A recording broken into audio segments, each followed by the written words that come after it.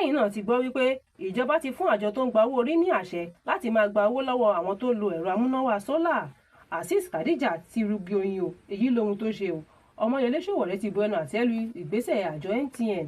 Ààrẹ Tinubu ti yọ Wálé Ẹdùn kúrò nípò, ó sì fi Táíwò Oyèdélé rọ́pò rẹ̀. Ìjọba ìpínlẹ̀ Cross River ti kéde COVID-19 padà, wọ́n ní kí oníkálùkù ṣọ́ra ṣe. Ìgbìmọ̀ FDC tó ń ṣe ìbáwí àwọn ọlọ́pàá ti ké sí àwọn ọ̀gá ọlọ́pàá gbogbo, wọ́n ní kí wọ́n wá wí tẹnu wọn lórí ẹ̀sùn tí wọ́n fi kàn wọ́n. Ọwọ́ ti tẹ ọ̀gá ọlọ́pàá kan ní ìlú Èkó, èyí lohun tó ṣe. Lai Mohammed ti bu ẹnu àtẹ́ lu àwọn ẹgbẹ́ agbésùmọ̀mí gbogbo. Àlọ́yè Ejimakọ ti sọ̀rọ̀, ó ní ẹ yé foríjì àwọn agbésùmọ̀mí o nítorí wọn kì í ronú pìwàdà. Àṣé ìrànkùnrin nìkan kọ́ ló ń jalè o. Ọwọ́ ọlọ́pàá ìpínlẹ̀ Ògùn ti tẹ Khadija àti àwọn ọ̀rẹ́ rẹ̀ ọkùnrin nílùú Ìjẹ̀bú látàrí bí wọ́n ti lọ jí ọkọ̀ kórópè gbé. Ìwádìí ṣàfihàn pé ẹni tó ní ọkọ̀ náà ló mú nọ́mbà ọkọ̀ rẹ̀ lọ sí àgọ́ ọlọ́pàá, táwọn ọlọ́pàá sì bẹ̀rẹ̀ ìwádìí lórí rẹ̀. Gẹ́gẹ́ bẹ́ẹ̀ ti mọ̀ wípé ìwàkúwà báyìí làwọn àwọn tó sọnù.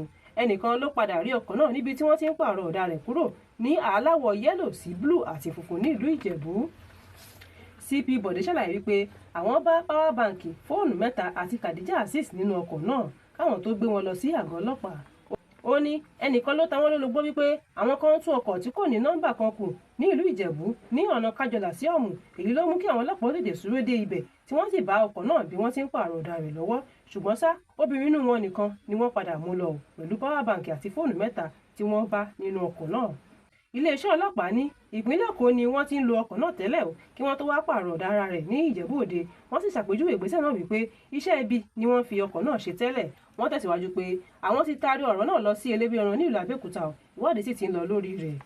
Ọmọyẹlé Sowore ti bu ẹnu àtẹ́ lu iléeṣẹ́ síìmù pàápàá jùlọ MTN. Ó ní ìṣọwọ́ tí wọ́n fi ń jalè dátà lẹ́nu ọjọ́ mẹ́ta yìí kì í ṣe kékeré rárá o. Ó ní tẹ́lẹ̀ ní sóònù ẹ̀kú ni àwọn fi ń ṣe, àmọ́ ní báyìí o kò ṣeé mú mọ́ra mọ́. Ó tẹ̀síwájú pé bí wọn bá tètè wá ojútùú sí iléeṣẹ́ wọn, ó ṣeé ṣe kí àwọn aráàlú kó kọjú ìjà sí wọn. Ṣẹ́yìn náà ti gbọ́ wípé ààrẹ Tinubu ti yọ mínísítà fún ètò ìṣúná Wálé Ẹdùn nípò, ó sì fi Táíwò Oyèdélé rọ́pò rẹ̀. A gbọ́ pé ìgbésẹ̀ wọ̀nyí ni ààrẹ Tinubu buwọ́lù nínú ìgbìmọ̀ aláṣẹ orílẹ̀-èdè lọ́jọ́ Ìṣẹ́gun ọjọ́ 21 oṣù kẹrin ọdún 2026 tí a wà yìí. Ẹni tó jẹ́ akọ̀wé ìjọba àpapọ̀ George Akume ló fi ọ̀rọ̀ náà lélẹ̀ lọ́jọ́ Ìṣẹ́gun. Ó ní mínísítà méjì ni ààrẹ Tinubu ti yọ nípò báyìí o, tí ó sì ti rọ́pò wọn lẹ́sẹ̀kẹsẹ̀. Ìdí tí ààrẹ Tinubu fi gbé ìgbésẹ̀ yìí ni ò tí ì yé wa. Ìjọba ìpínlẹ̀ Cross River ti kéde àìsàn COVID-19 padà o.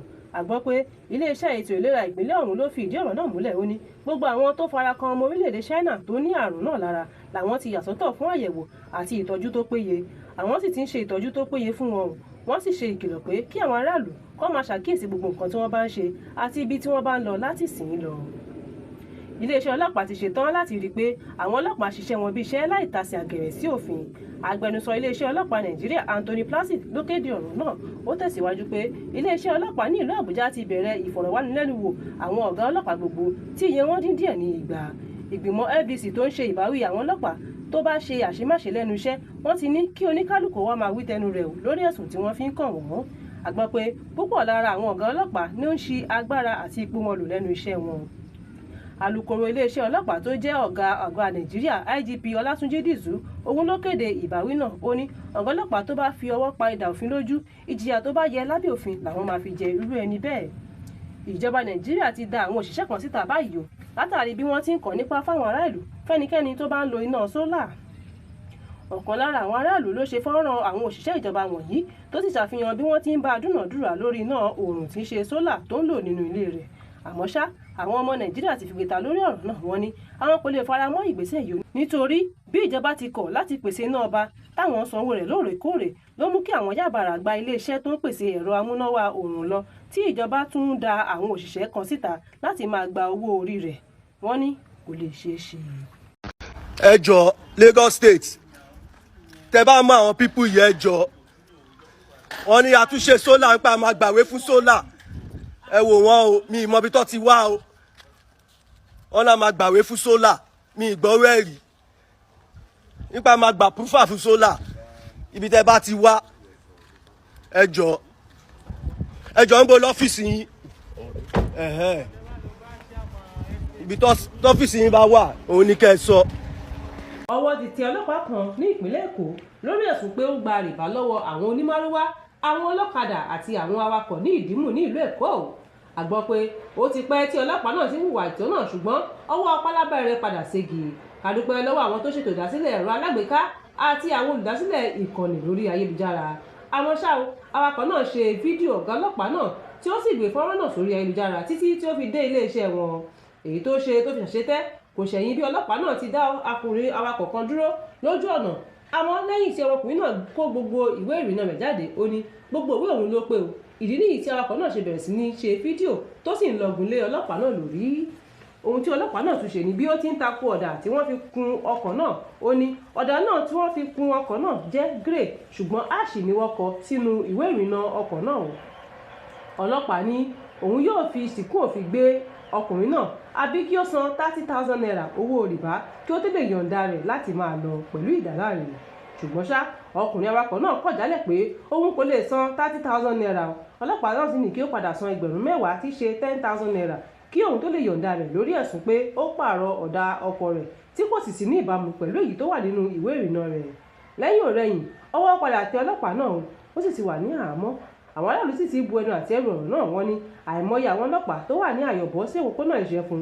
Bẹ́ẹ̀ làwọn mìíràn ní Òyìngbò ni wọ́n pọ̀ sí jùlọ. Ṣùgbọ́n ṣá ọlọ́pàá náà ti wà ní àhámọ́ báyìí o.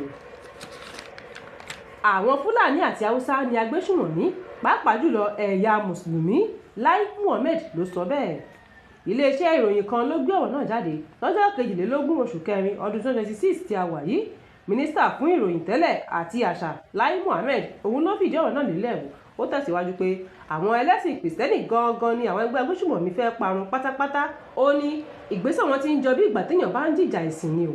Ṣùgbọ́n ohun kan tóun mọ̀ dájú ni wípé amúnimóògùn ni ìjọba o. Bí wọ́n bá ṣe tán láti fi ṣìkún òfin gbé gbogbo àwọn Agbesumomi gbogbo, ó ti di dandan kí wọ́n ṣe o tí wọ́n sì ṣe pẹ̀lú ìrọ̀rùn. Ṣùgbọ́n ní báyìí o, kí oníkálukú kó sa àsálà fún ẹ̀mí rẹ̀. Ẹni tó jẹ́ agbẹjọ́rò Nnamdi Kanu ti bu ẹnu àtẹ́ lu bí ìjọba ti fọwọ́ yẹpẹrẹ mú ọ̀rọ̀ àwọn Agbesumomi. Àlọ́yè Ejimakọ̀ òun ló fi ọ̀rọ̀ náà lélẹ̀. Ó ní kí ìjọba ó dẹ́kun láti máa tan àwọn ará ìlú jẹ nítorí ìran Agbesumomi kankan kì í ronúpìwàdà àyàfi bí wọ́n bá pa wọn run. Agbẹjọ́rò Nnamdi Kanu tẹ̀síwájú pé ojoojúmọ́ làwọn gbọ́ ọ̀rọ̀ lórí àwọn Agbesumomi ṣùgbọ́n tí kò sí ìgbésẹ̀ kankan lórí rẹ̀. Ó ní kí ìjọba ó dẹ́kun láti máa dúnàádúrà pẹ̀lú àwọn ẹgbẹ́ Agbesumomi gbogbo. Fún àkọ́tún ìròyìn ẹ tẹ̀lé wa lórí ìkànnì Yorùbá Space TV lórí ayélujára Facebook àti YouTube. Tèmítọ́pẹ́ Azanu jábọ̀ ròyìn títí ìgbọ́ yín. Ire o.